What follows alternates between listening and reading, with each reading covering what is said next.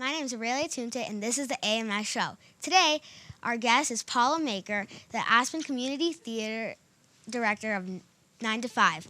Welcome, Paula. Thank you so much for coming. Aurelia, thank you so much for having me. Paula, why did you decide to get into theater, and what is your background? Oh, well, what made me decide to go into theater, I was in kindergarten, and my class would constantly be going to see shows at Studio Arena Theater, which was the Buffalo area Lort Theater. I grew up in Tonawanda, New York. Sounds which fun. is it's north of Buffalo and south of Niagara Falls, so it's right in that little area. Anyway, we would go to see the Philharmonic, and we would go to see Studio Arena shows.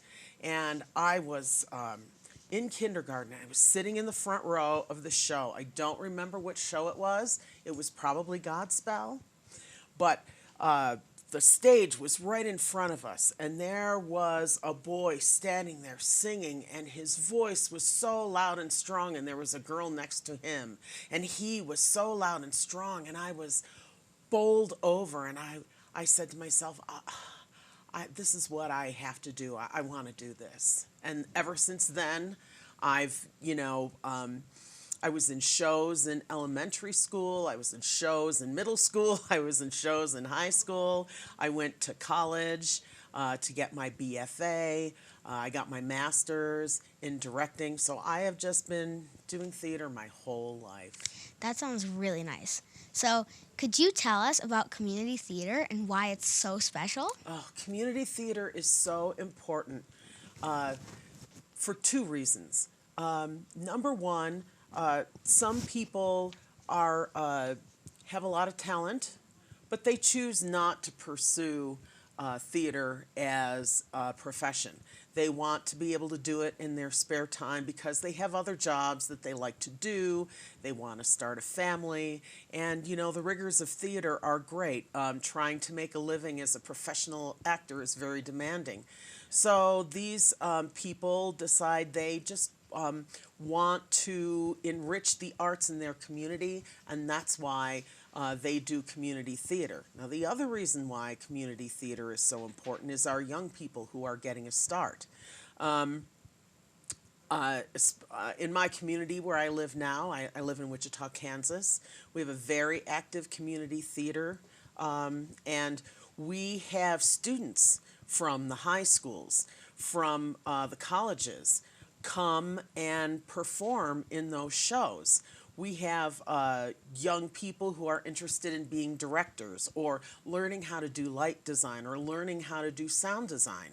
And they come to get experience before they graduate and leave for New York or Chicago or LA or wherever it is they're going. So it's good for the community to nurture new artists and provide a creative outlet for people in the community who want to perform but don't care to do so professionally.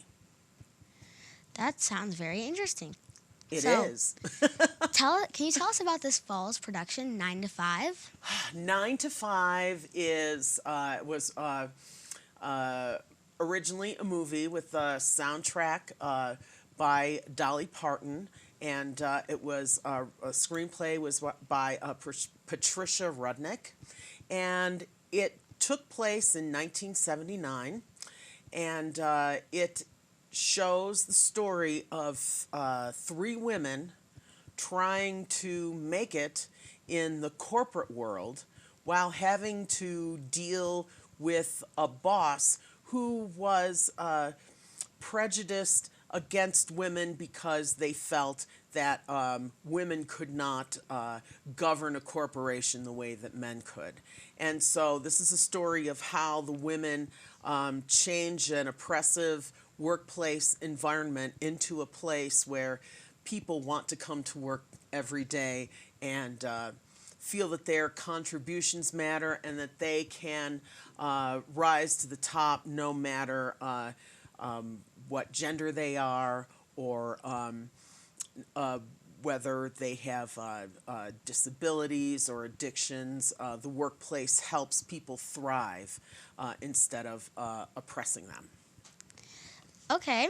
So, how does the theme of the musical reflect what is happening in American society today? Okay. Well, when I was a young girl, of course, we had the women's liberation movement. And we started demanding job satisfaction, equal pay for equal work. We demanded that we be taken seriously in the workplace. When I was a young girl, a lot of women didn't have the opportunity or the option to go to college. And so we won great strides through the 60s and the 70s, being recognized for what we could bring to the workplace. We talked about in the 80s the glass ceiling being a station from which the woman could not rise above. So a woman had never been CEO, chairman of the board, president, vice president. And so 9 to 5 is relevant today because even though we have come so far, like your opportunities as a young woman are far greater than, the opportunities that I had when I was a young woman. And what we want people to realize is even though we're here, we still have a long way to go. We're dealing right now with the Me Too movement. Women who, have been terribly abused by men and whose silence has been bought to protect these men who have harmed them. So while we still have come a long way, we have to remind people that there is still a long way to go. Oh, okay. So, can you tell us about the cast of the show? Sure. We have the 3 female roles. We have Violet, and that was played by Lily Tomlin in the movie. And playing Violet is Danny Grace Koff. We have Judy. Judy was played by Jane Fonda in the movie. And Judy is played by Amy Kaiser. And then we have the role of Dora Lee, which was the Dolly Parton role. And let's see, the name of that character is Dora Lee. And that role is played by Katrina Katweiler. I'm hoping I'm saying her name right. Then we have Mr. Hart, who is the boss. And Brandon's going to kill me because I can't remember his last name now. It's Brandon. Oh my gosh, I can't remember now. My brain went totally blank. So we have the 3 ladies and we have Mr. Hart, and those are the main characters. We also have Roz, Mr. Hart's dedicated secretary, and Roz is played by Tammy Barr. And, I can't think of the rest right now offhand, but if I remember them, I'll pop back in and tell you. But that is the cast. And then, of course, we have the ensemble who play various different roles during the production. But those are the 4 main characters. Okay. Can you tell us about the rehearsal process? The rehearsal process is a little different for community theater than it is for a professional production. Some professional productions I work on, we put up a show in 9 days or we put up a show in 2 weeks. But for community theater, it's a little different because people work, they have jobs. So our rehearsal schedule started out back in September when I came up for auditions. So I spent a couple of days here doing the auditions. Then I went back to Wichita, and for 2 weeks, the cast rehearsed all the vocals. Then when I came back, we spent a couple weeks learning the choreography, and then this week, we are doing all the blocking. So once the blocking is finished, next week, we'll be going into stumble-throughs, which means we'll do a little bit of the show, we'll stop when there's a problem, clean it, and continue. And we'll do stumble-throughs all next week, and then the week after that, we just run the show. And then the week after that, we have tech rehearsal, and then we open. Hooray! So that's what our rehearsal process is like. Okay. What is your favorite musical number from the show? I have two. Shine Like the Sun and Change It. And the reason that I like both of those numbers is because, first of all, I love Dolly Parton. I love Dolly Parton's writing because I had the opportunity to do a show in Dixon, Tennessee. And not far from Dixon, Tennessee is where Dolly Parton grew up, and she has a ranch there. And the people there are so nice and so kind and so considerate and so friendly. And I began to get a picture of what she might have been like as a young girl growing up because her music is so genuine. It comes from the heart and it comes from observations of real people and real lives. And part of her message is in both Change It. Well, first of all, change it. You see something that's wrong, fix it. Take care of it. Don't ignore it. Change it. And then in Shine Like the Sun, it is really, it's anthemic. It's an anthem. It's capturing yourself after your lowest moment and raising yourself up and saying, I have it in me. I'm going to go out there and I'm going to shine like the sun. I'm going to be a beacon of light to everyone, preaching goodwill and hope to everyone. And that's why I love those numbers. So I get all teared up. I get verklempt. So, is there a lot of dancing in the show? There is, yes. There is a lot of dancing. There's a lot of staging. We have dancing and staging. Dancing is, doing your, turns and your beautiful dancing. Oh, I'm so gorgeous. But then staging is more of an acting exercise conducted to music because you have movement, but you are telling a story. What we might call technically in acting, showing the audience the through line. We're telling a story, okay? And we have to tell the story. We're not just dancing to make pretty moves. We want to show what the story is. So there's a lot more staging in there, telling of stories, than there really is dancing. But there is some dancing.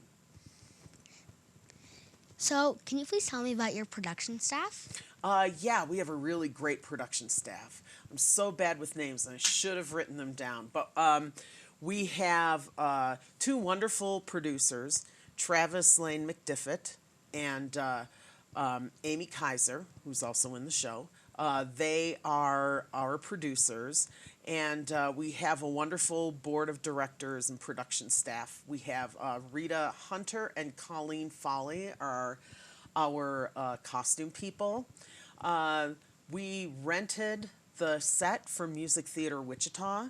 I happened to do a directing observation ship at MTW the year they were doing 9 to 5, so I knew they had the set available. So coming with that set is going to be our technical director, Brian Hitchcock. He is from Wichita. I have a lighting designer from Wichita. His name is Ben Yunke. And our technical, not our technical director, our master electrician is Jonathan Geller. He works at the middle school. Also, he maintains the theater. We have a sound designer that just joined the staff. I know his first name is Pat, but I cannot remember his last name. So we have a pretty big production crew. The set is huge. There are a lot of moving parts. It's a beautiful set. I think I covered everything. Did I miss anything? Could you tell? I don't know. You don't know? Okay, I don't either. Well, I have another question for you. Okay. that maybe you do know the answer to Okay, completely. great. And it is, how does the Aspen Community Theater choose a show it will produce each year? Every year is different. And usually the producer reaches out to the director and asks the director what they would like to do. The producer, in this case Travis, Travis told me about the actors that we have, what kinds of shows they've done, what kinds of shows they'd like to do. So he asked me what I thought I would like to do for Aspen Community Theater. Now, Travis and I have been talking about this for 2 years. And so I told Travis, well, given your availability of actors, I think either Follies or 9 to 5 would be a really good show. And he said, well, I'll look into those and we'll talk to the board of directors. And so I needed to put a proposal together of what I might do, where I might get the set from, how I would treat the rehearsal schedule, all of that. And I put it in a proposal and sent it to him. And he presented it to the board of directors. And they said, okay, we'll take her. Now, to be fair, Travis and I had been talking about this for 2 years. I had worked professionally with Travis many years ago. I'm going to say maybe 20 years ago. And he followed me through social media as I went from being an actor and made the transition to a director. I went to grad school for directing.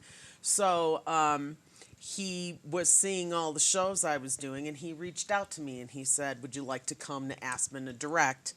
And then from there we had that conversation and I put the proposal together. So glad to be here. Where does the money come from to pay for ACT's shows? That's a great question. The money comes from lots of sources. There are major donors like the Aspen Times would give a large sum of money to help the theater finance their productions. There are private donations, private people who see the worth of community theater and the value it provides for the community. There's advertising. Okay, there are advertising dollars, advertising from the program. Oddly enough, there's money from ticket sales, but the ticket sales do not support the production. It takes a great deal of money to, provide a beautiful evening of theater for the community. So there are lots of different resources. I had to be housed, and a company called Turnkey, one of the people who owns a condo, very generously donated a condo for me to stay in while I was here. And I've been here since the middle of September. So that's a very generous donation. And you'll see all of those donations in the program. That is a very generous donation. Yes, it is. And it is a beautiful condo, too. So in what ways can the public support Aspen Community Theater? Well, the community can do a number of things. Of course, they can always make a donation. But if you don't have the money to donate, you can also donate your time by volunteering. We always need people to work backstage. We always need people to help with costumes. We need people to do any number of things. Be an usher. Just anything you can think of that would relate to a theatrical production. Those are things that we want the community's help with. If you're a student and you want to learn more about what it's like to work backstage, that is an excellent opportunity for young people to learn their craft hands-on instead of just being in the classroom. So when does 9 to 5 open and how long will it run? Okay, 9 to 5, I got it right here. 9 to 5 opens November 8th. So we have performances November 8th, 9th, and 10th. And then the 14th, the 15th, and the 16th. So we close on the 16th. So we open November 8th, and we close November 16th. Where can you buy tickets for the show, and how much do they cost? I wrote that down too because I could not trust myself to remember it. You can buy tickets at aspenshowtix.com, or you can call the Wheeler Opera House, and that number, I wrote it down, is 970-920-5770. And the tickets are $20 for kids and $25 for adults. Don't ask me about the age difference on the kids. I didn't look that far. But you can go to Aspen Tix and you go into Aspen Tix and you'll scroll down and see 9 to 5, and you can hit the buy now, and it'll tell you all the information that you need to know. Is there anything else you would like to share with us? Well, I am really enjoying your community. It's beautiful here. You are so lucky to grow up in such beauty. I have enjoyed just walking around and being able to get one of those free bikes and drive around and get to see the town. I finished writing down all my blocking, figuring it out. So now I have some time to explore your community, and I'm really anxious to do that. So I've got another couple weeks here, and I can't wait to see what else I discover. Paula, thank you so much for being on the show. The musical 9 to 5 will be performed on November 8, 9, 10, and 14, 15, and 16 at the Aspen School District Theater. Again, I'm Aurelia and Tunte, and this is the AMS Show.